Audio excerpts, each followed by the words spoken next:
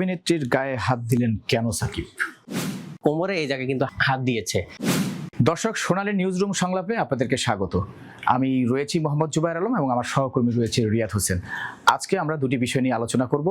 নেটিজনদের সমালোচনা এবং আলোচনার মুখে পড়েছেন মেগা সুপারস্টার সাকিব খান, এবং আরেকটি বিষয়ে চলমান যে পরিস্থিতি রয়েছে ডিএমপি পুলিশের পক্ষ থেকে উচ্ছেদ অভিযান, এই উচ্ছেদ অভিযানে সমাজের যে কি প্রভাব পড়ছে তা নিয়ে আমরা আজকে আলোচনা করব।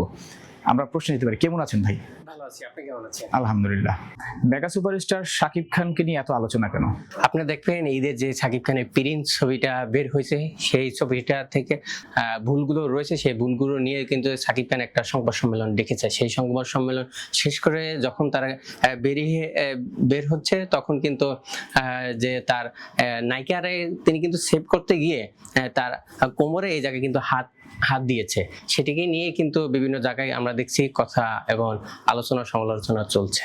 আমরা পরবর্তী একটা প্রশ্ন যাই, অভিনেত্রীর গায়ে হাত দিলেন কেন সাকিব? আসলে আপনাকে আমি বলেছি, আসলে যে অভিনেত্রী গায়ে হাত দিছে, কিন্তু তিনিও কিন্তু ওই ছবি প্রিন্স ছবির ভিতরে তিনি কিন্তু নায়িকা হিসেবে ছিল, নায়িকা হিসেবে ছিল। তাকে কিন্তু সেভ করার জন্য আপনি দেখবেন সাকিব খান তাকে অনেক ওই জায়গায় কিন্তু অনেক জনগণ ছিল এবং সাধারণ সাংবাদিক গণমাধ্যমও ছিল, তাকে কিন্তু সেভ করার জন্য কিন্তু ওই জায়গায় তাকে হাত দিয়েছে, সেটা কিন্তু আমরা বুঝতে পারছি। এই ঘটনার পর সাধারণ মানুষের প্রতিক্রিয়াটা আপনি দেখবেন অনেকে কিন্তু এটা সমালোচনা করেছে, অনেকে কিন্তু সত্যটা জানার জন্য চেষ্টা করছে। আসলে আপনি দেখবেন বিভিন্ন মানুষ বিভিন্নভাবে সমালোচনা করেছে।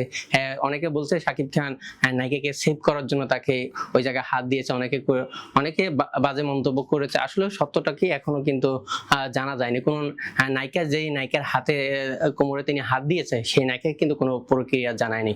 অতএব এটা এখনো আসল যে উদ্দেশ্য সেটা কিন্তু এখনো জানা হয়নি। আচ্ছা, আপনাকে প্রশ্ন করতে চাচ্ছি, আসলে উচ্ছেদ অভিযান নিয়ে আপনি দীর্ঘদিন যাবৎ কাজ করছেন। আসলে এই যে উচ্ছেদটা হচ্ছে, এই উচ্ছেদের ফল কি হবে সেটা যদি একটু বলতেন। ধন্যবাদ রিয়াদ হোসেন। আপনি নিশ্চয়ই হয়তো জানেন যে বেশ কয়েকদিন ধরেই কিন্তু ডিএমপি পুলিশের কর্তৃপক্ষ থেকে উচ্ছেদ অভিযান চলছে।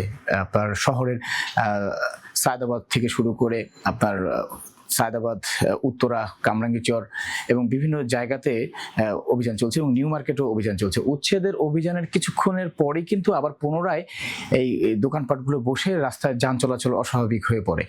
এটার আসলে যে সমাধান প্রক্রিয়া আমরা যতটুকু জানি, যে উচ্ছেদের যারা হকার রয়েছেন তাদেরকে আসলে পুনর্বাসন দেওয়ার যে একটা মানে সরকার থেকে যে একটা প্রতিশ্রুতি, সেই পুনর্বাসন না দিলে কিন্তু হকাররা কিন্তু পুনরায় আবার রাস্তায় ফুটপাতে দোকানে বসে। এবং এখানে যে দোকানে যে চাঁদাবাজিগুলো হয়, মানে দোকান থেকে যে সুবিধাগুলো নেয়, এটা আসলে বন্ধ করতে হবে। এটা বন্ধ করলেই দোকানদাররা আসলে উৎসাহ পাবে এবং দোকানদার যারা হকার রয়েছে তাদেরকে কিন্তু আপনার নতুন যে দোকান, মানে কম দামে যদি দোকান সে ভাড়া নিতে পারে, তাহলে সে আর ফুটপাতে দোকান করবে না এবং দোকান না করার আগ্রহটা কিছুটা কমে আসবে। যদি দ্বিতীয় প্রসঙ্গে, আসলে এই দিন উচ্ছেদ হওয়ার পর তারা কিন্তু উচ্ছেদ শেষ হলে তারা কিন্তু আবারও কিন্তু ওই জায়গায় বসে, আসলে প্রকৃতভাবে যদি একেবারে তাদেরকে উঠে দেয়, তাদের ভবিষ্যৎ, তাদের জীবিকা কিভাবে নির্ভর হবে, এই ব্যাপারে সরকার কোনো কিছু ভেবে রেখেছে কিনা? না, আসলে সিটি কর্পোরেশন এবং ডিএমপি পুলিশের পক্ষ থেকে যে উচ্ছেদ অভিযান হচ্ছে, এইখানে দোকান যদি বন্ধ থাকে তাহলে দোকানের যারা হকারিরা রয়েছেন তাদের যে আয়ের যে উৎস, এটি আসলে বন্ধ হয়ে যাবে এবং এই বন্ধ হলেই কিন্তু তারা আসলে বিপাকে পড়বে এবং সমাজে আপনার যে বেকারত্ব বা যে অর্থনৈতিকভাবে যে মানে ক্ষতিগ্রস্ত, এটা আসলে আমরা লক্ষ্য করছি যে যদি এরকম হতে থাকে মানে দীর্ঘমেয়াদী। আর আপনি যে কথাটা আপনি কিছুক্ষণ আগে বললেন যে দোকানের যে মানুষের যে আয়ের যে ব্যবস্থা, সরকারের পক্ষ থেকে তাদের পুনর্বাসনের ব্যবস্থা করে দিতে হবে। পুনর্বাসন করে দিলেই তাহলে এই সমস্যাগুলো হবে না। তারা এইভাবে রাস্তার উপরে দোকান বসিয়ে যান চলাচলের যে বাধা, এটা তৈরি করবে না। আসলে যে তাদেরকে উচ্ছেদ করার পর সরকারের পক্ষ থেকে একটা ব্যবস্থা করে দিবে জীবিকার, আসলে যেই জীবিকার ব্যবস্থা করে দিবে, এটা কি আইনি কোনো পদক্ষেপ নিয়েছে কিনা সরকার, এবং যেই জায়গায় ব্যবস্থা করে দিবে ওই জায়গায় যে দোকানগুলো আছে সবের ব্যবস্থা করার মতো ক্যাপাবিলিটি আছে কিনা? না, সরকার এই ধরনের কোনো সিদ্ধান্ত এখনো নেয়নি।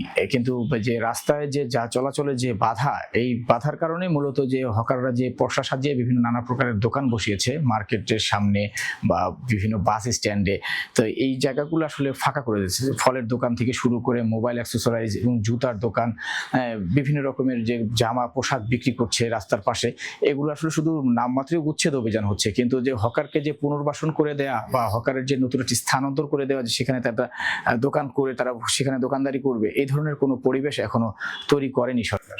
আসলে এইসব যদি পরিবেশ না করে, আসলে তারা কিন্তু যে উচ্ছেদ অভিযানের পরে কিন্তু আমরা দেখতে পাচ্ছি 2 ঘন্টার পর আবার তারা ওই দোকানগুলো ওই জায়গায় নিয়ে বসে।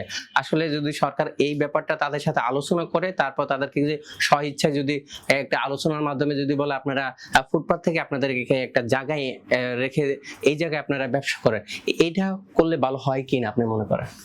এখন ব্যবসায়ীদের সাথে কিন্তু সিটি কর্পোরেশন এবং ডিএমপির পুলিশের পক্ষ থেকে কিন্তু আজকে আপনারা জানেন যে আলোচনা হয়েছে, এবং সেই আলোচনা হয়েছে এবং আগামীকালকেও উচ্ছেদ অভিযান রয়েছে, এবং 5 তারিখ পর্যন্ত এই উচ্ছেদ অভিযান চলবে সিটি কর্পোরেশন এবং ডিএমপি পুলিশের পক্ষ থেকে।